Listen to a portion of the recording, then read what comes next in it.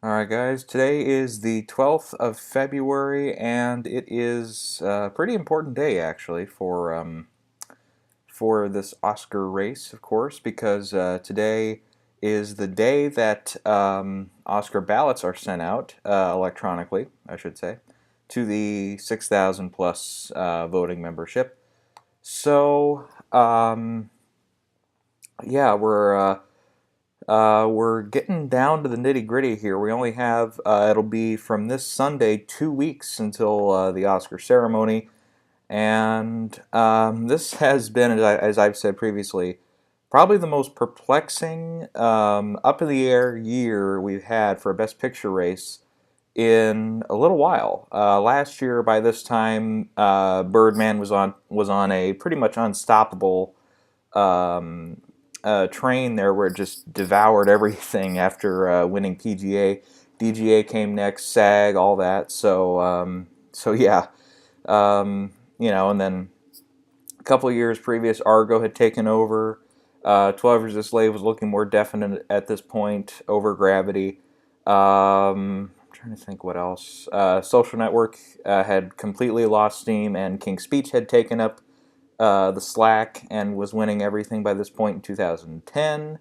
That race, well, 2011, but whatever, you get what I mean. When I say the year, I mean the year that the movies came out, and it'll be that next year, like January, February, or March, depending on when the ceremony is, that everything took place.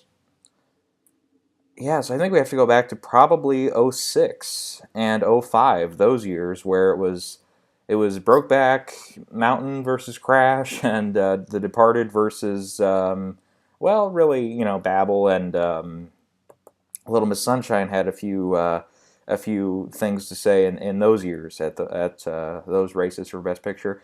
And this year, yeah, it's definitely down to Big Short, Spotlight, and The Revenant at this point. If you have not seen my previous video, which I uploaded, what was it, earlier this week, whenever the day was. If you've been following me, you haven't seen that one, that's a must see because I kind of make some big changes in some of my Oscar predictions. But going forward, this weekend is going to be a busy one for awards watchers like me.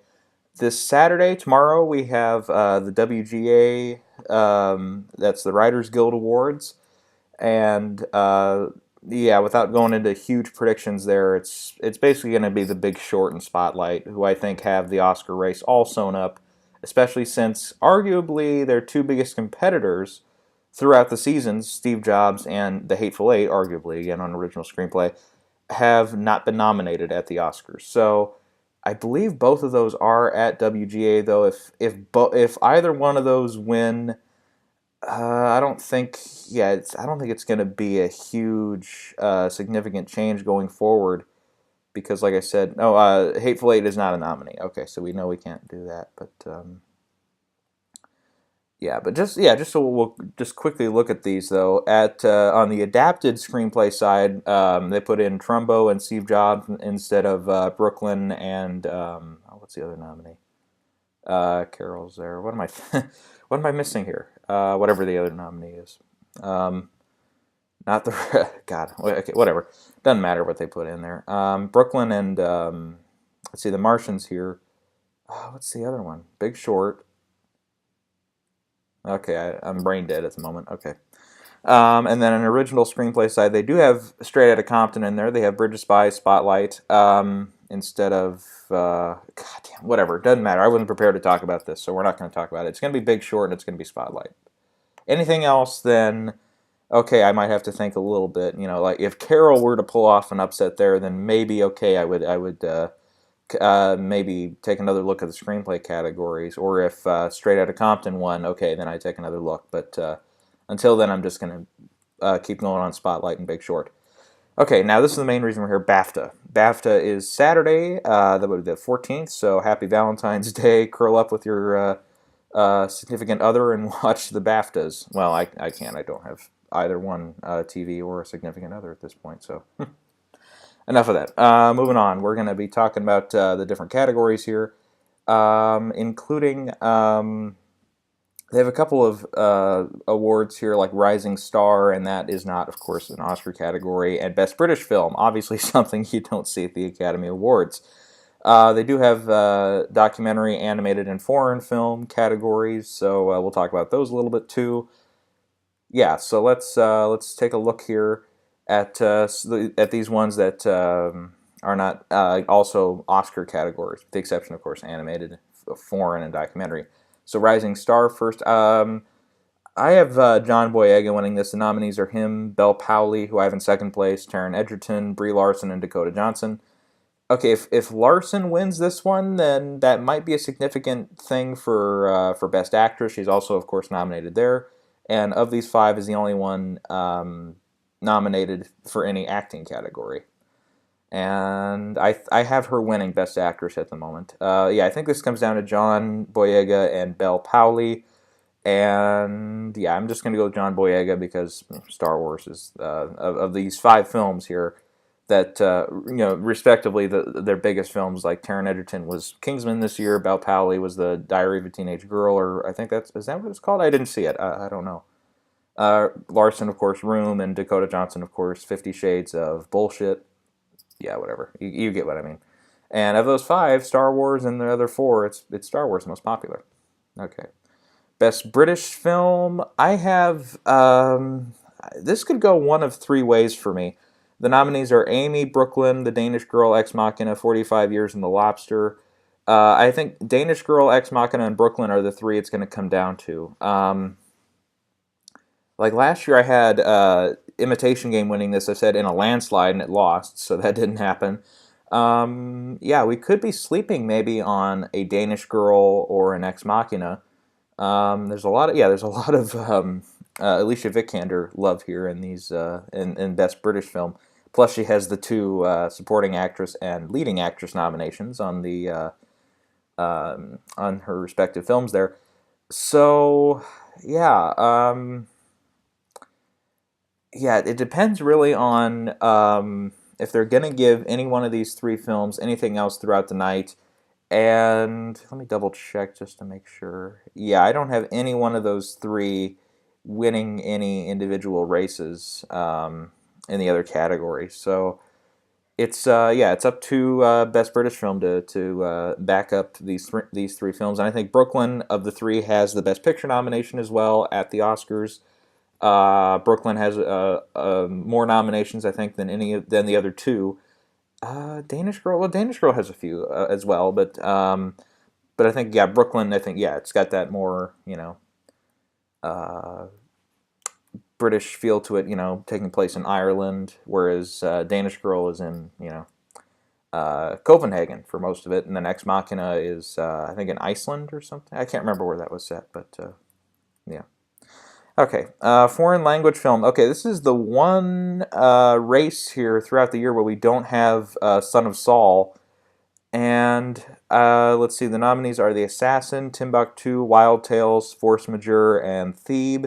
If I'm remembering right, Force Majeure did not get in for foreign film last year, and Wild Tale was a nominee last year at the Oscars. So a couple of these are kind of makeups for not being nominated last year. I guess there's a rule or something that they were released this year or something like that. I don't follow these quite as heavily. I just kind of have The Assassin here because it's the one that has, I think, of these five, the most buzz. As far as I know, The Assassin is not a nominee at the Oscars. Maybe I'm wrong about that, but I don't know. So yeah, when it comes to foreign language film this year, all I've heard over again is Son of Saul, Son of Saul, Son of Saul, so I just completely disregard anything else in that category. Okay, heading over to documentary feature, I have Amy winning this one. Amy has won everything up to this point with the exception of DGA, which went to Cartel Land, which, made me think, okay, yeah, so I have that one in second place. Cartel Land, I think, has the next best shot. But that being said, like I think I've said earlier, Amy has as far as domestic box office here in the States, I think it has like 10 million. It's earned over. It was released in I think July or June or July, somewhere in there. And I think of the nominees at the Oscars, it's the one that you ask anybody off the street, do you know any of these five? Likely, if they're going to say they know any of them, it's going to be the Amy, of course, off Amy Winehouse. So yeah, so I have that one winning here. Animated feature, Inside Out. Next, visual effects. I have Now here's the thing with this one. Mad Max could easily take this, but I have Star Wars winning. It won the VES Visual Effects Guild Awards a week ago or two now, depending on when that was. Can't remember when, but and that beat out Mad Max for most effects-driven film, or however the categories are named there. But I could see I have Mad Max winning. Let me check this. 3 races? Yeah, 3 races. Yeah. So that could fall in as a fourth, but until something else happens, that supports that, I'm not going to put Mad Max to win visual effects at the Oscars either. And you think about it, Star Wars is this year. The Force Awakens is 905 plus million and counting here at the States, 2 billion now at the worldwide box office. Even Avatar won a couple Oscars, and I think Star Wars at the very least can pull off visual effects. They've also put a lot of marketing, or I shouldn't say marketing, they've put a lot of focus on the mix of practical and digital effects, and Mad Max has too, yeah, let's be fair. But I just think Star Wars, with its massive popularity and the VES, yeah, I think it'll win the Oscar too, but okay. Best sound, Mad Max, I think. The Revenant could pull this off, though. If anybody else has a shot here other than Revenant and Mad Max, it'll probably be Star Wars, but I have that kind of in a distant third. So we're just going to say Mad Max for that one. Best score, I'm going to go with Hateful Eight on this one. Again, with, I kind of said this in another video, but Morricone, he's never won a competitive Oscar. He won an honorary one a few years ago, and then he's done. He keeps doing work. As far as I know, he's still working on a score right now. Actually, for I don't know what film, if it's Italian or American or whatever, but he does a lot of Italian films as well. And yeah, this is a way to award him. The only other winner here I can see is either Star Wars or Bridge of Spies, but yeah, I don't think so. I would normally say, yeah, look out for Thomas Newman there for his work on Bridge of Spies, which, again, I've kind of been on record here, but I said it's really background and not very noticeable. But he has won a couple BAFTAs. I think he won for like American Beauty and Skyfall actually a couple of years ago. So they've awarded him. It's not like the Oscars where he's up 13 times or 12 times at this point, all times lost, and now 13th. But I don't think so.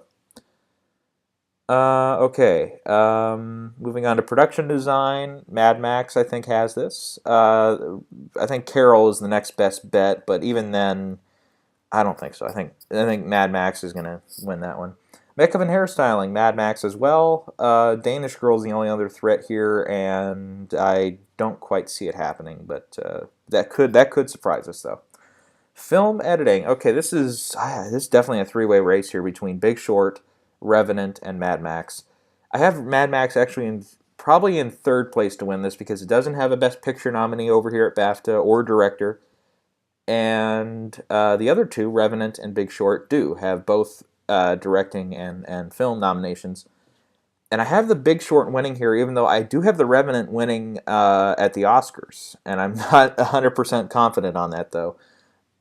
And my reasoning for that, I kind of said in the other video, was the Ace Eddie Awards, which the last 2 years, whether it be drama or comedy, because they split it there at the guild, the editing guild, have lost at the Oscars. And Boyhood was not a nominee here last year at film editing on the BAFTA side, and somehow that won Best Picture. So yeah.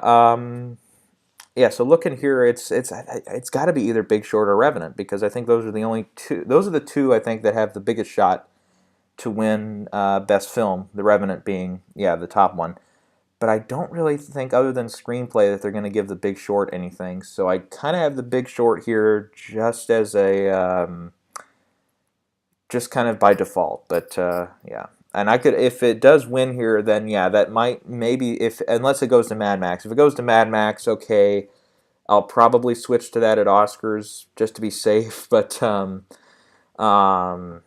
and if Big Short wins, okay, that might, I'll reconsider for sure, because I've had Big Short winning at the Oscars for film editing since day one, but I've just never gotten onto the Mad Max train here to win this category. But but I'm not totally saying it's worthless, and probably of the films nominated at Oscars and here also The Martian and British Spies, the other two nominees. I don't see him winning. It's probably for me personally, my choice for the best edited of the five. But yeah, I have that in third. Big Short to win that, but not extremely confidently. Costume design, I kind of have Cinderella here by default. This is where Carol could step. Actually, anybody of these five could step in. The other nominees are Danish Girl, Brooklyn, and Mad Max. Mad Max did win like the Critics' Choice. I don't have they had the costume guilds yet. I think that's shoot. I don't know when that is. Oops, hang on, I clicked on the wrong one. That's coming up. Oh, I don't see a date for that one. Shoot. Okay. I think I don't think it's this weekend. I think it's next weekend. I could be wrong. But yeah, I think Cinderella will win there. It's in the fantasy costumes, and I think it's between that and Mad Max for sure. And then for period costumes, it'll come down to Danish Girl and Carol, and all four of those are nominees at the Oscars. And who's the fifth? I can't remember who the fifth nominee is. It wasn't Brooklyn. Shoot, what was the fifth nominee for costumes? Oh, Revenant. That's right. Um, yeah, Revenant didn't get a nom here. So yeah. Anyway, so yeah, at BAFTA though, I do have Cinderella winning, but yeah, again, not extremely confidently. I could see Carol pulling it off. I could see Danish Girl pulling it off, and especially Brooklyn probably in fifth, but Mad Max I wouldn't totally 100% count out, especially if it does win more stuff. Like if it does pull off for me visual effects or editing, yeah, probably costume might go along for the ride if it's just a sweep vote in those tech categories. However, the Mad Max train will stop at cinematography. Revenant. It's Lubeski at this point. I think everybody knows that, but yeah. Okay, screenplay categories. I have Big Short winning adapted, Spotlight winning original, and yeah, I think that's the only award Spotlight's going to take Sunday is original screenplay. I don't think it has it in it for Best Picture. Its only other nominee besides picture and screenplay is Mark Ruffalo in supporting actor, and he is probably a distant fourth at this rate. Not that he's 100% not going to win, but he's got some stiffer competition in comparison. Yeah, I'd say the only other ones I think that I could see him going for here in the screenplay categories would be Steve Jobs or Room on the adapted side, or Carol. It is a picture nominee as well. And Room, that's the other screenplay. Shoot, I couldn't think of it the other minute, but yeah. And then original screenplay, I think it'll either, if it's not Spotlight, it'll have to be, I think, British Spies, because and that one's a picture nominee. But I think there's a different category they're going to award British Spies for. So yeah, okay. Moving on, supporting actress. I have Rooney Mara here, kind of by default, and not confidently. I think Alicia Vikander definitely has a shot here. And I think Winslet definitely has a shot here.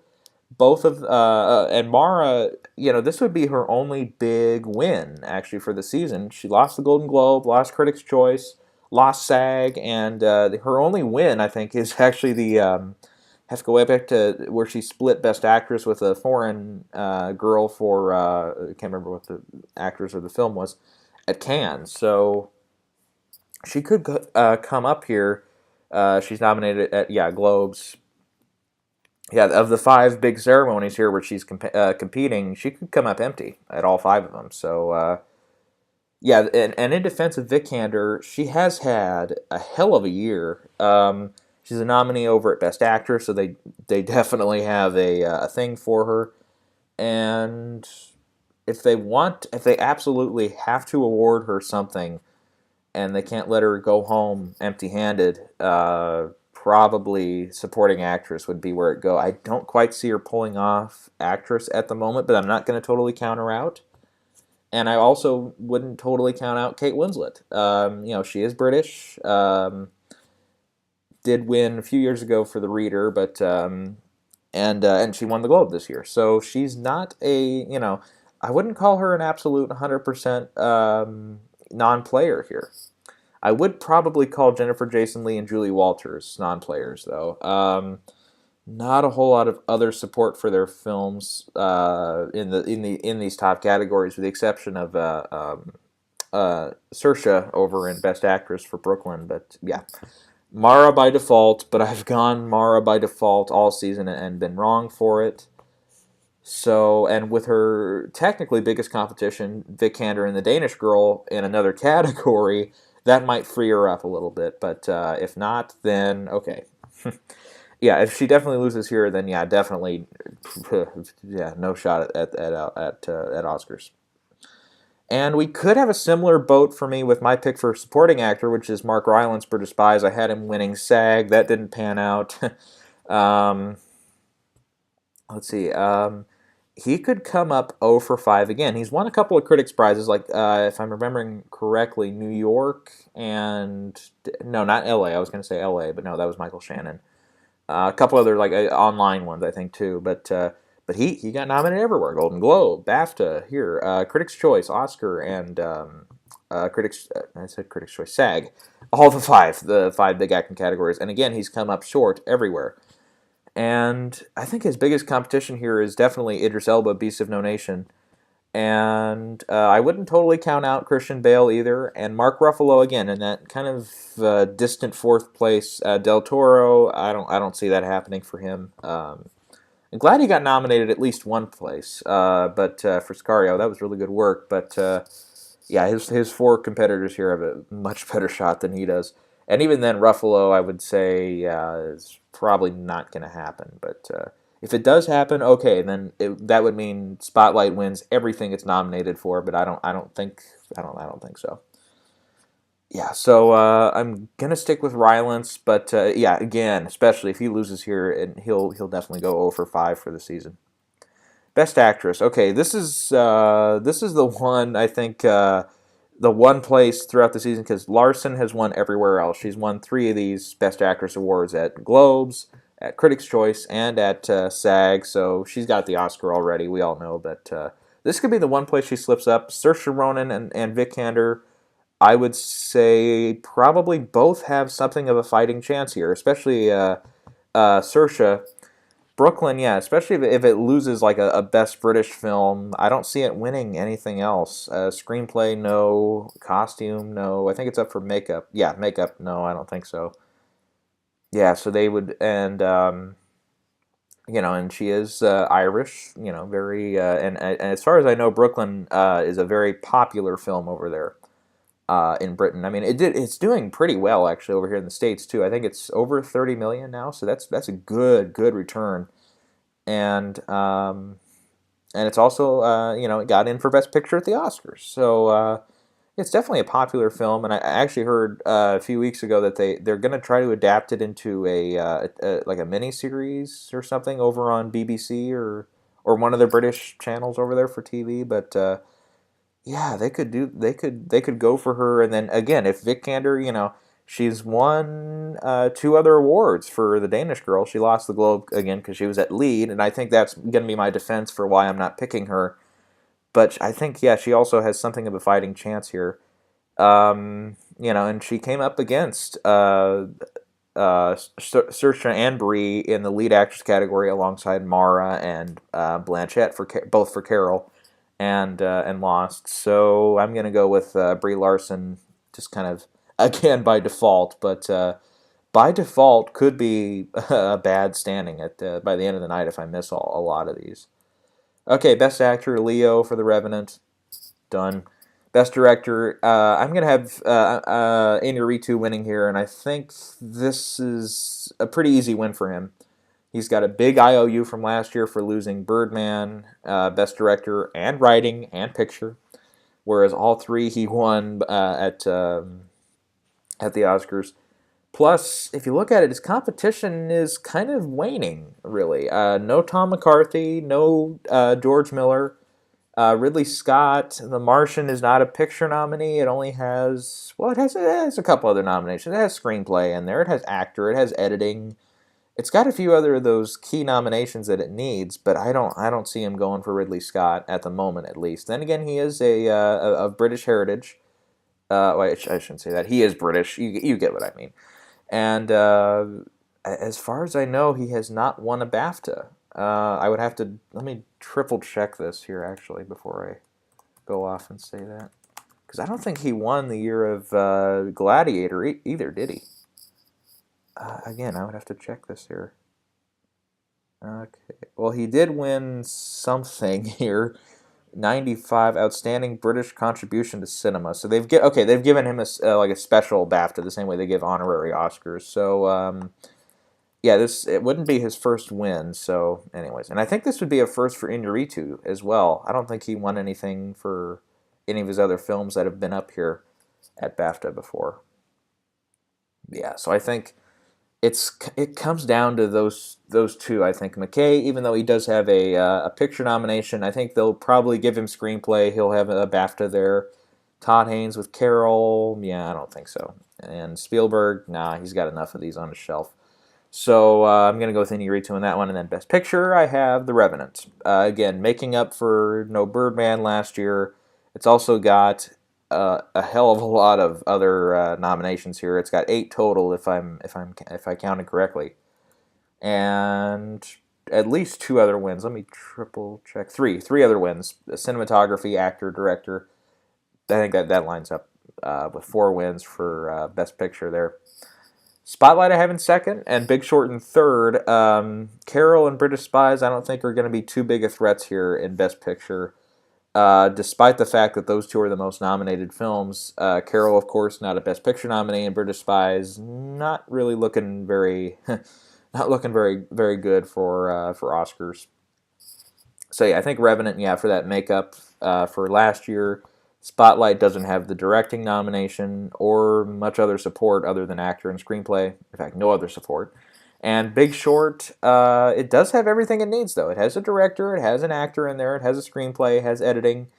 Again, but not as much support as The Revenant. And this is kind of my reasoning for Revenant also to win it at the Oscars as well, is because it's been a long time since we've had those 5 to 6 nomination wins. And Spotlight has 6 this year, Big Short has 5.